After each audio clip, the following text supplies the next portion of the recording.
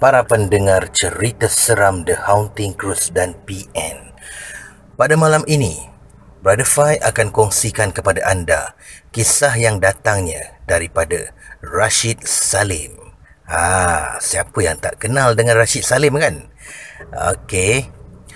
Pada malam ini, kisahnya bertajuk Misteri Siapa di Dapur.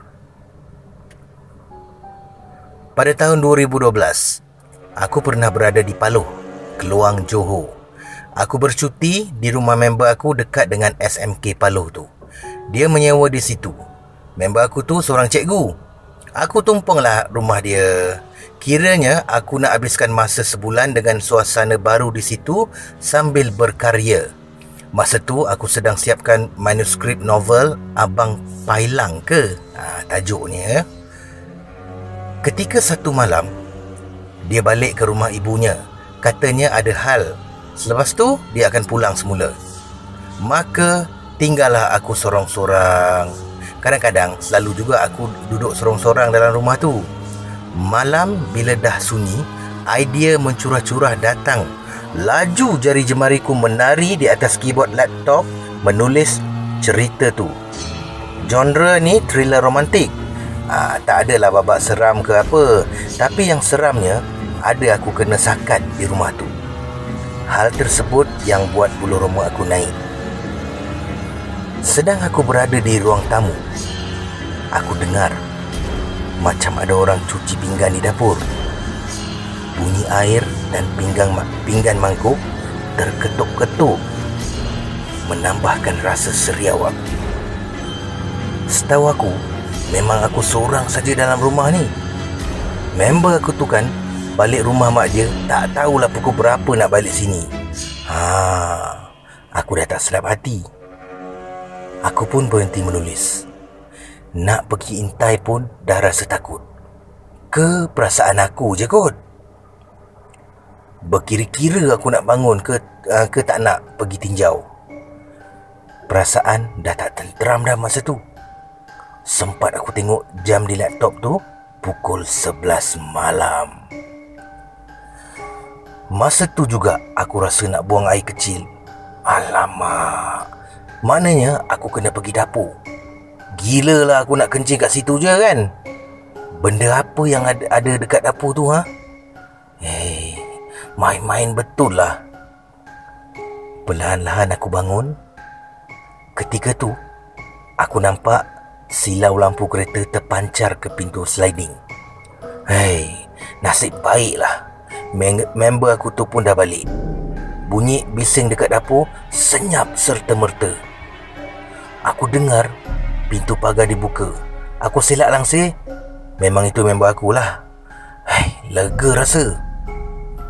Sebaik saja dia masuk dalam rumah, dia tanya aku, kenapa nampak cuak? Aku jawablah, tak ada apa-apa. Masa tu aku rasa beranilah sikit. Lalu bangun pergi ke dapur untuk lepaskan hajat aku yang tertahan-tahan tu. Aku pelik lah. Selama ni dia duduk kat rumah ni, tak ada rasa apa-apa ke? Atau dia dah biasa? Abaikan je lah. Aku pun masuk dalam tandas. Ini yang buat perasaan aku lagi tak tenteram. Tiba-tiba nak buang air besar pula. Aku pun mencangkung lah. Tiba-tiba keluar darah. Aku pun panik lah. Banyak darah keluar. Allahu Akbar. Cemas aku rasa. Selama ni tak pernah terjadi macam ni. Aku cuci darah tu. Aku tak buang air besar pun. Yang keluar hanya darah aja. Masa aku nak bangun, badan aku rasa berat macam dukung sesuatu. Sampai ke pintu jamban, aku terpaksa merangkak. Aku merangkak dan merangkak pergi dekat member aku. Ya Allah, berat betul aku rasa. Is! Panggil aku, menyebut namanya. Dia keluar dari bilik, tengok aku dalam keadaan macam tu. Dia papah aku bangun. Dengan susah payah aku bangun. Aku cakaplah yang masa aku nak buang air tadi, keluar darah tersembur. Malam tu juga aku tak dapat tidur. Esoknya dia bawa aku pergi klinik. Doktor cakap aku kena buasi. Aduh. Habis tu yang berat satu badan aku tu apa? Sekian. Baiklah saudara, kisah yang kedua ni datangnya daripada seorang pendengar daripada channel Cerita Seram The Haunting Cruise dan PN. Okey,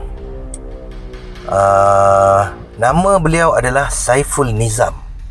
Okey, ini adalah kisah perkongsian beliau ya. Okey Brother Fai, saya ada satu kisah ni.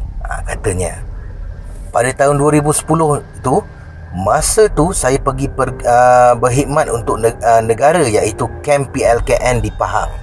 Tempat dirahsiakan atas sebab-sebab tertentu. Sampailah dekat dom 4 ni, kiri kanan pintu masuk dom. Tengah-tengah tu ada pokok ru yang mengatakan kediaman Pontianak. Tibalah malam, semua dah tidur. Saya masa tu tak boleh nak tidur akibat sakit perut yang teramat sangat. Dalam pukul 12 malam tu, saya dah tak tertahan. Saya pergi ke tandas dan buang air besar. Tengah syok-syok menyanyi lagu Bang Fis Revolusi ni, tiba-tiba ada orang sahut saya punya nyanyian. Katanya aku keliru, menjadi buntu arah ingin ku tempuh. Time tu ada yang sahut nyanyian pula. Saya ingatkan kawan saya buang air kecil kat sebelah. Saya pun buat tak tahu je lah. Saya nak keluar dari bilik air tu, saya terkejut sebab sebelah tak ada orang. Kalau pergi bilik air tu, mesti selipar dia berbunyi bila jalan ke lantai. Ini tak ada. Lepas tu, kalau jenis bilik air lelaki ni, bila masuk bilik air kan, pintu mesti bunyi. Ini langsung tak ada. Hati saya berkata-kata, siapakah yang saya dengar di sebelah tadi? Bila nak keluar bilik air dan tutup lampu, okey, ni pintu masuk bilik air, sebelah tu ada lorong jalan nak ke dom lain. Okey, dekat situ ada penampakan gula-gula.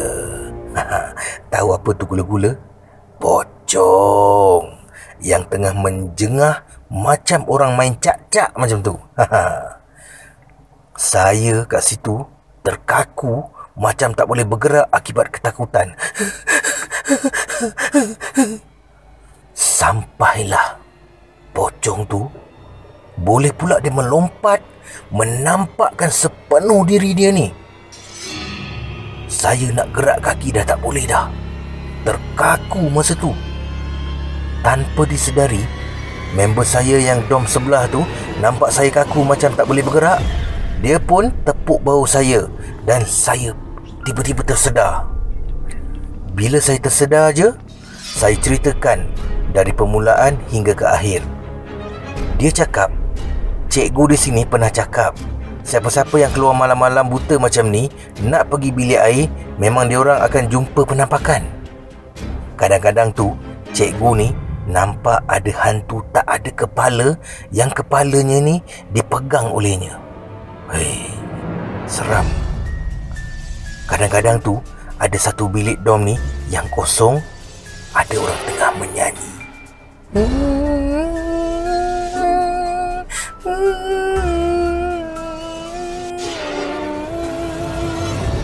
Agaknya macam itulah bunyinya kan. Bila cek, tak ada orang pula di dalamnya. Itulah kisah seram saya. Selamat mendengar. Sekian. Terima kasih, Brother Fai.